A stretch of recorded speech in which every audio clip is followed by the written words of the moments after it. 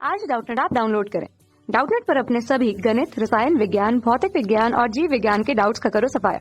बस प्रश्न की फोटो खींचो, एक ही प्रश्न को क्रॉप करो और तुरंत वीडियो सोल्यूशन पाओ। अभी डाउनलोड करें।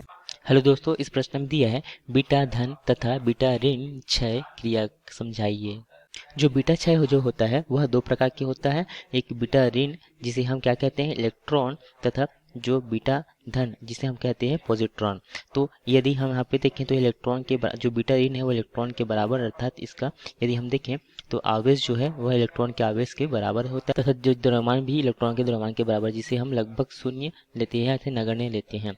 तथा जो पॉजिट्रॉन है उसका यदि हम यहाँ पे देखें तो पॉजिट्रॉन भी का आवेश भी जो है इलेक्ट्रॉन के आवेश के बराबर होता है, मगर यह जो है धनात्मक होता है। इलेक्ट्रॉन क्या होता है ऋणात्मक, तथा जो पॉजिट्रॉन जो होता है वो धनात्मक होता है।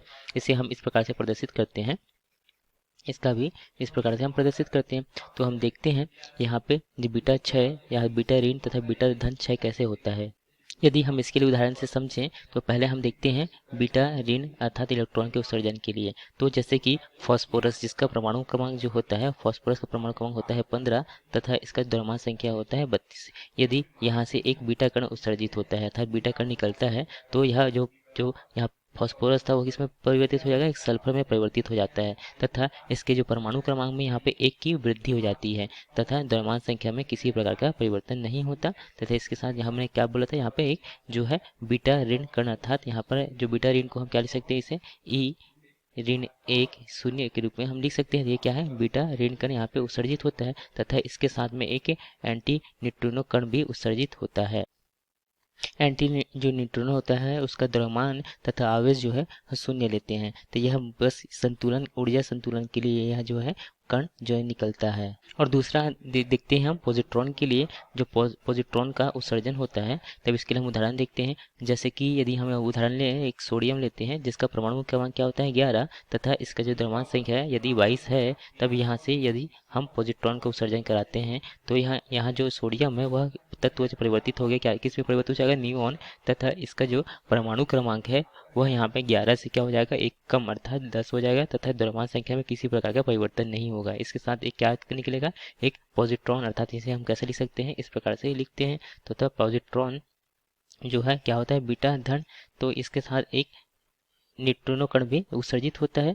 यह न्यूट्रिनो कण जो उसका भी आवेश तथा यहाँ विराम द्रव्यमान जो है वह शून्य होता है, यह बस ऊर्जा संरक्षण के लिए यह उत्सर्जित होता है। तो इस प्रकार से हमने यहाँ पे देखा कि यहाँ पे जो बीटा ऋण तथा बीटा धन क्षय कैसे होता है। जो यहाँ पे हमने देखा कि जो बीटा ऋण जो होता है वह उसे हम इलेक्ट्रॉन कहते हैं, जिसे हम इस प्रकार से प्रदर्शित करते हैं, तथा जो बीटा धन उसे पॉजिट्रॉन कहते हैं। तथा यहाँ पे जब यहाँ पे बीटा ऋण या था, यहाँ पे जैसे देखा पहला उदाहरण, बीटा ऋण अर्थात इलेक्ट्रॉन को उत्सर्जन होता है, तो उस तत्व के वहाँ पे परमाणु क्रमांक में एक वृद्धि हो जाती है। जैसे कि यहाँ पे फास्फोरस से यहाँ सल्फर में परिवर्तित हुआ, तथा द्रव्यमान संख्या में किसी प्रकार का परिवर्तन नहीं होता, तथा इसके साथ एक एंटी न्यूट्रिनो का कण भी उत्सर्जित होता है। तथा यहाँ पे हमने देखा जब बीटा धन अर्थात जब पॉजिट्रॉन का उत्सर्जन होता है तो यहाँ पे किस तत्व के उसके परमाणु क्रमांक में एक कमी आ जाती है। जैसे यहाँ पे सोडियम का 11 था तो यहाँ नियॉन का 10 में परिवर्तित हो जाता है, तथा द्रव्यमान संख्या में किसी प्रकार का परिवर्तन नहीं होता, तथा इसके साथ एक न्यूट्रिनो कण भी उत्सर्जित होता है। इस प्रकार से हमने यहाँ पे देखा बीटा धन तथा बीटा ऋण क्षय को। धन्यवाद। कक्षा 6 से 12वीं से लेकर नीट, IIT, JEE वो एडवांस के लेवल तक 1 करोड़ से ज्यादा छात्रों का भरोसा। आज ही डाउनलोड करें डाउटनेट ऐप या व्हाट्सएप करें अपने सारे डाउट्स 8400 400 400 पर।